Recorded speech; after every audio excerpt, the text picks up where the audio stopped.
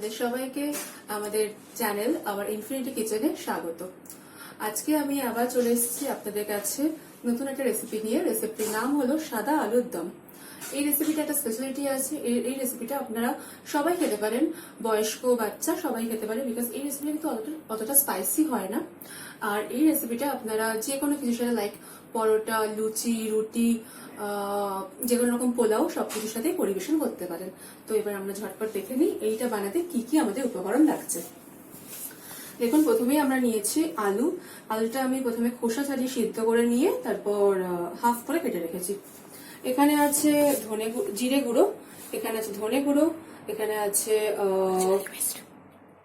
আছে ginger garlic paste, onion paste, tomato paste, চিনি, salt, আর কিছু হোল গরম মশলা আমি নিয়েছি, দালচিনি আছে, এলাচ আছে, তেজপাতা, আর শাহি গরম মশলা, আর ধনেপাতা কুচি, কাঁচা লঙ্কা। এখানে আছে রিফাইন্ড অয়েল। আমি এখানে রাইস ব্র্যান্ড অয়েল ইউজ করছি, আপনারা যে কোনো রকম রিফাইন্ড অয়েল ইউজ করতে পারেন। আর এখানে আছে আজকের সিক্রেট মশলা। এটা ছাড়া কিন্তু আপনাদের সাদা আলুর দম একদমই করা যাবে না। তো এই সিক্রেট মশলা আমি বানিয়েছি একটু পোস্তদানা, কিছুটা সাদা সর্ষে দানা, কিছুটা অল্প ওই আমন্ড, অল্প কাজু, অল্প কিশমিশ, অল্প পিনাটস অ্যান্ড একটু নারকেল কোড়া। এই সবকিছু আমরা একটা পাত্রের মধ্যে দুধে হাফ এন আওয়ার ভিজিয়ে রেখেছিলাম। তারপর হাফ এন আওয়ার পর আমরা এটাকে বেটে একটা পেস্ট করে নিয়েছি। এই পেস্টটা কিন্তু দিতে অবশ্যই হবে, এটা ছাড়া কিন্তু সাদা আলুর দম বানানো জাস্ট ইম্পসিবল। তো এই হলো আমাদের উপকরণ। তো এবার আমরা স্টার্ট করছি সাদা আলুর দম বানানো।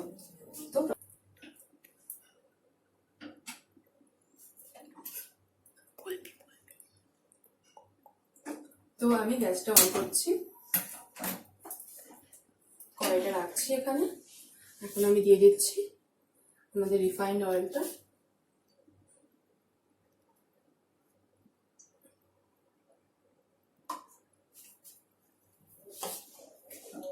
তেলটা গরম হোক, ততক্ষণ আমরা এই আলুটাকে একটু ম্যারিনেট করে নিচ্ছি।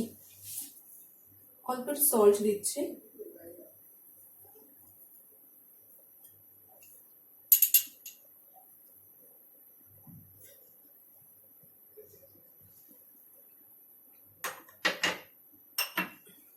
আর দিচ্ছি অল্প সুগার। এটা যেহেতু সাদা আলুর দম, এটা কিন্তু হলুদ দেওয়া একদমই যাবে না। হলুদ বা কোনো রকমের কাশ্মীরি চিলি পাউডার কিন্তু দেওয়া একদমই যাবে না, তাহলে কিন্তু এটার যে কালারটা কিল হয়ে যাবে। তো আমি এবার এটাকে ম্যারিনেট করে নিচ্ছি। দেখুন, আমাদের তেলটা কিন্তু একদম গরম। তো আমি অলরেডি আলুগুলো দিয়ে দিয়েছি। এই আলুগুলো আমরা একটু লালচে করে ফ্রাই করে নেব।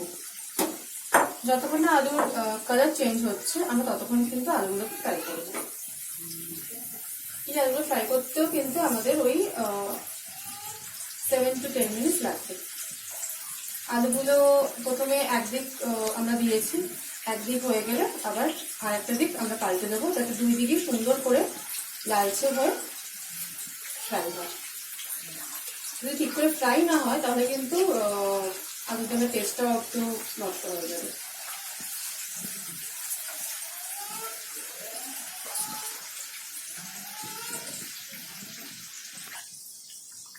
দেখুন বন্ধুরা, আমাদের আলু কিন্তু একদম খুব ভালোভাবে ফ্রাই হয়ে গেছে। আপনারা দেখতে পাচ্ছেন, দেখুন কালারটাও দেখতে পাচ্ছেন, দেখুন পুরো লাল হয়ে গেছে। দেখুন, আমাদের কিন্তু এইরকমই কালার চাই। তো এই আমার আলু কিন্তু একদম রেডি। তো আমি তুলে নিচ্ছি এগুলোকে। আর আমি স্টার্টিংয়ে একটা কথা বলতে ভুলে গেছি আপনাদের, সেটা হলো যে আপনারা কিন্তু আলু যখন সিদ্ধ করবেন, আলু কিন্তু পুরোটা সিদ্ধ করবেন না, হাফ সিদ্ধ করবেন। বাকিটা যখন ফ্রাই হবে তখনই সিদ্ধ হয়ে যাবে। আমি এখন আলুগুলো তুলে নিচ্ছি, আপনারা দেখতেই পাচ্ছেন।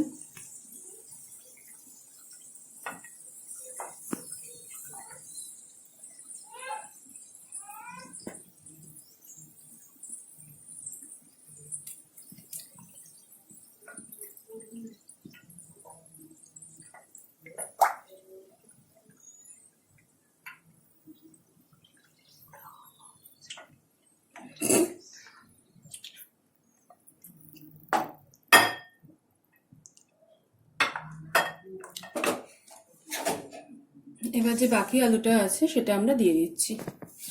এটাও ফ্রাই হতে অ্যারাউন্ড 7 to 8 মিনিটস লাগবে।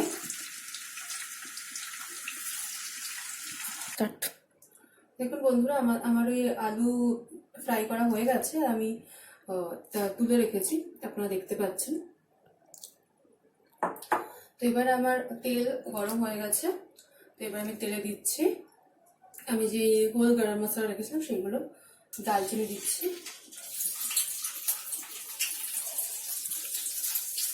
আর আমি এলাচটা একটু ফাটিয়ে দিচ্ছি।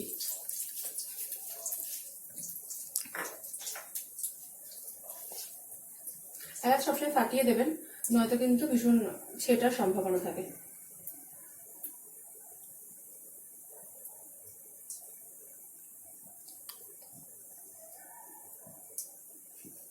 একটু জাস্ট 1-2 সেকেন্ডস ফ্রাই করে আমি এর মধ্যে দিয়ে দেবো আমাদের যে আগে থেকেই করে রাখা পেঁয়াজ বাটা।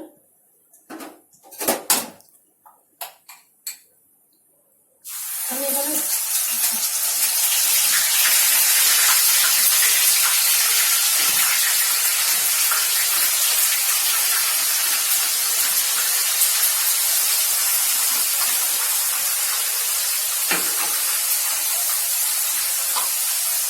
এবার দিয়ে দিচ্ছি আমাদের রসুন আর আদা পেস্ট।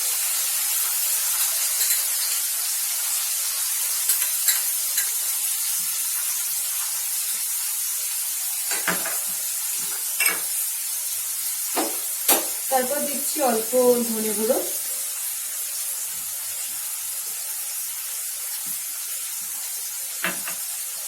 আর অল্প জিরে গুঁড়ো।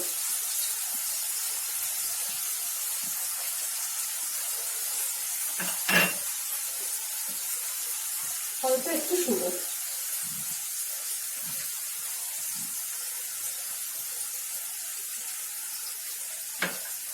যেহেতু প্রথমেই বললাম যে এই রেসিপিটা একটু নন স্পাইসি হয়, তাই জন্য আমি কাঁচা লঙ্কা ফাটিয়ে দিচ্ছি, পেস্ট দিচ্ছি না। আপনারা চাইলে চিড়েও দিতে পারেন, আমি ফাটিয়ে দিচ্ছি।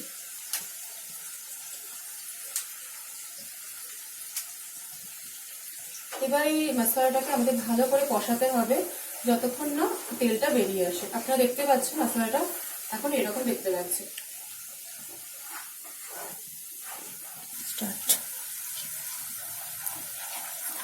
দেখুন মশলাটা এখন এরকম লাগছে, তো আমাদের এটা ভালো করে কষাতে হবে যতক্ষণ না এটার কালারটা চেঞ্জ হয় আর আর তেলটা ভালো করে বেরিয়ে আসে।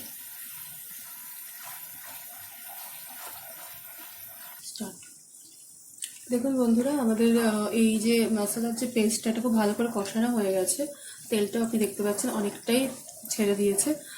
আর মোস্ট ইম্পর্টেন্টলি যেটা দেখুন, ধরুন কালারটা কিন্তু ভীষণই ডার্ক হয়ে গেছে, যেটা আমাদের দরকার এই আলুর দমটার জন্য। যত আপনি মশলা ভালো করে কষাবেন ততই কিন্তু মশলার যে কাঁচা গন্ধ, এই যে আদা রসুন পেঁয়াজের, সেটা কিন্তু নষ্ট হয়ে যাবে, আর এদের যে সুন্দর যে গন্ধটা সেটা রিলিজ করবে। তো ভালো করে মশলা করাটা কিন্তু খুবই ইম্পর্টেন্ট, কিন্তু বেশি করবেন না, তাহলে কিন্তু আবার জ্বলে যাবে, তখন কিন্তু তিতো হয়ে যাবে। তো এই যে কালারটা এরকমই রাখবেন। আর কি কি পরিমাণ আমি দিচ্ছি সবকিছু, এই যে উপকরণগুলো আমি কিন্তু মুখে বলছি না, আমি ডেসক্রিপশন বক্সে সবকিছু উপকরণ সব দিয়ে দেবো, আপনারা কাইন্ডলি ফলো করে ওটা তারপরে রেসিপিটা ট্রাই করবেন বাড়িতে। তো এবার আমি দিয়ে দিচ্ছি আমাদের টমেটো পেস্টটা।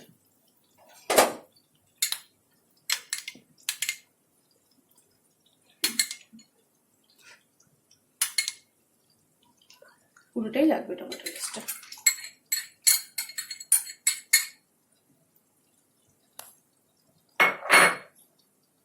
তারপর দিচ্ছি অল্প একটু সল্ট আপনারা নিজেদের স্বাদ অনুযায়ী দেবেন, সল্ট আর সুগারটা। আমি আমার স্বাদ অনুযায়ী দিচ্ছি। আমি বরাবরই বলছি আমি সুগার একটু মিডিয়াম খাই, তো আমি একটু মিডিয়াম দিচ্ছি, আপনারা চাইলে কম বেশি করতেই পারেন। তো দেখুন বন্ধুরা, এই টমেটো পেস্টটা এর সাথে মিশতে বেশি টাইম লাগবে না, 5 মিনিটসের মধ্যেই হয়ে যাবে, কারণ টমেটো আমরা সবাই জানি, তো এটা বেশি টাইম লাগে না ভাজতে। তারপর আমরা দেখাচ্ছি যে এটা করতে আর কি মানে এই পেস্ট, এই আলুর দমটা শেষ করতে আর কি কি করতে লাগবে আমাদের। স্টার্ট। দেখুন বন্ধুরা, এই টমেটোটা কিন্তু ভালো করে এটার সাথে মিশে গেছে, ভালো করে কুক হয়ে গেছে। দেখুন কালারটা কিন্তু, আগে আপনারা দেখেছেন কালারটা ডার্ক ছিল, এখন দেখুন কালারটা কিন্তু হালকা লালচে হয়েছে, আর এই কালারটাই কিন্তু আমাদের দরকার। স্টার্ট। এবার দেওয়ার পালা হলো আমাদের সিক্রেট যে মশলাটা, যেটা মেন ইনগ্রেডিয়েন্টস আমাদের এই সাদা আলুর দমের, সেটা।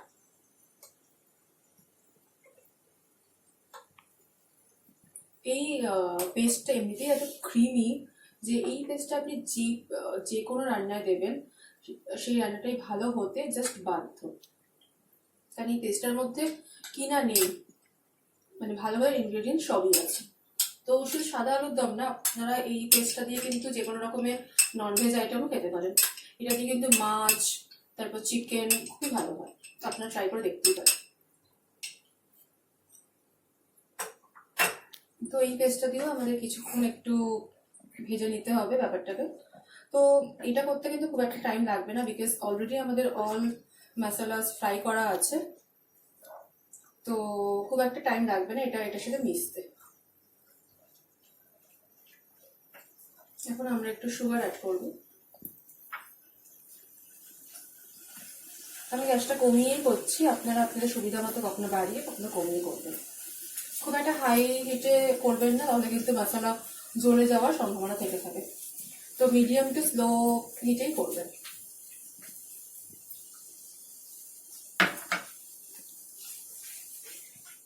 এই মশলাটা মিশতে সবকিছুর সাথে তো অ্যারাউন্ড 7 to 8 মিনিটস লাগবে। স্টার্ট। দেখুন বন্ধুরা, আমাদের কিন্তু এই মশলাটা একদম রেডি হয়ে গেছে ভেজে, তেলটাও ছেড়ে দিয়েছে, আর পুরো মশলার সাথে এটা কিন্তু একদম ভালো করে মিক্স হয়ে গেছে। দেখতে পাচ্ছেন টেক্সচারটা জাস্ট এরকম হবে। তো এবার আমরা কি করব, এই স্টেজে আমরা দিয়ে দিচ্ছি আমাদের ভেজে রাখা আলুগুলো।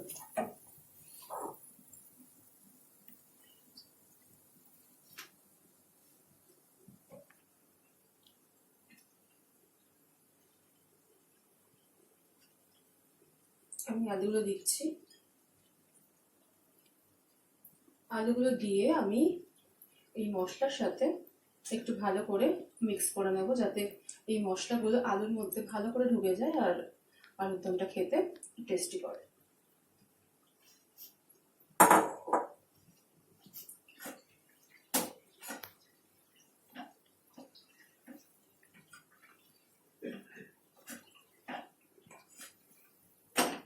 আমি একটু ভালো করে মিক্স করে নিচ্ছি আলুগুলোর সাথে মশলাটা, আর একটু সল্ট দিয়ে দিচ্ছি। তো এটা আমরা এই আলুর সাথে মশলা অলমোস্ট 5 মিনিটস মতো রাখবো, তাহলেই কিন্তু পুরো আলুর সাথে মশলাটা রেডি হয়ে যাবে ফ্রাই হয়ে।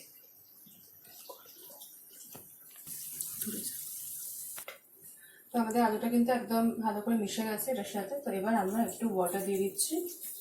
জলটা কিন্তু আমরা বেশি দেবো না, কারণ আলুর দমটা কিন্তু ঘন ঘনই থাকবে। কারণ এটা আমি আগেই বলেছি, এটা রুটি, লুচি, পরোটা বা পোলাওয়ের সাথে সার্ভ করা হবে, তো বেশি জলের কিন্তু কোনো দরকার নেই। কনসিস্টেন্সি একটু ঘনই হবে, তো অল্প জল দিয়ে জাস্ট ফুটিয়ে হালকা গ্রেভি রাখলেই এনাফ।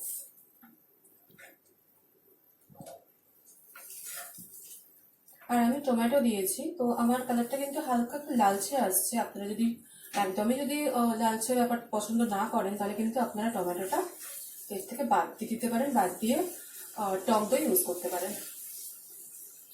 এবার আমরা একটু, আমাদের বাড়িতে কেউ টক জিনিস অতটা পছন্দ করে না, তাই আমি টক দইটাও পছন্দ করে না, তাই আমি টমেটো দিয়েছি। আপনারা চাইলে কিন্তু টমেটো ইনস্টেডে টক দই ইউজ করতেই পারেন, তাহলে কিন্তু আপনাদেরটা কিন্তু আরও স্বাদ আসবে। এবার আমি জাস্ট কিছুক্ষণ এটা ফুটিয়ে নেবো। এটা ফোটাতে হয়তো জলের সাথে আমার মনে হচ্ছে জাস্ট 5 to 7 মিনিটস লাগবে, কারণ অলরেডি আলু রেডি আছে, মশলা রেডি আছে, জাস্ট জলটা ফুটিয়ে একটু হালকা গ্রেভি বানাতে হবে। দেখুন বন্ধুরা, আমাদের কনসিস্টেন্সি এরকম আছে, আমি এরকম রাখলাম কনসিস্টেন্সি। আপনারা চাইলে কিন্তু আরেকটু ঘন করতে পারেন। আমাদের আলুর দম কিন্তু একদম রেডি। আমি জাস্ট একটু ফ্লেমটা বন্ধ করে দিচ্ছি। আমি একটু গরম মশলা উপর দিয়ে স্প্রিঙ্কেল করে এটাকে শেষ করব।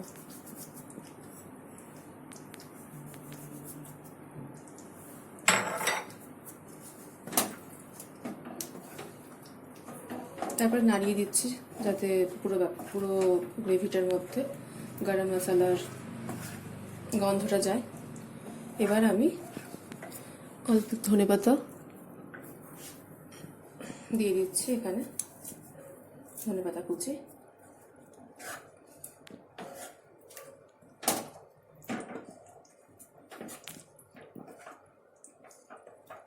তো আমাদের আলুর দম কিন্তু একদম রেডি।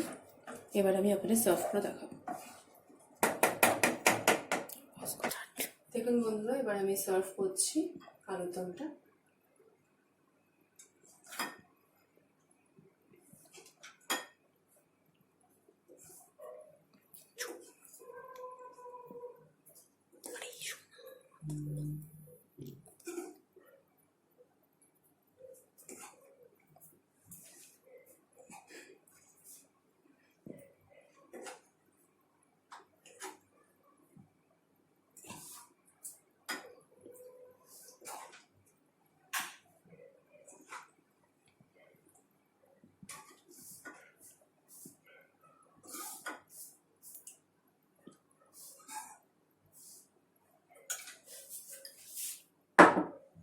আমি হালকা করে গার্নিশ করে দিচ্ছি আলুর দমটা।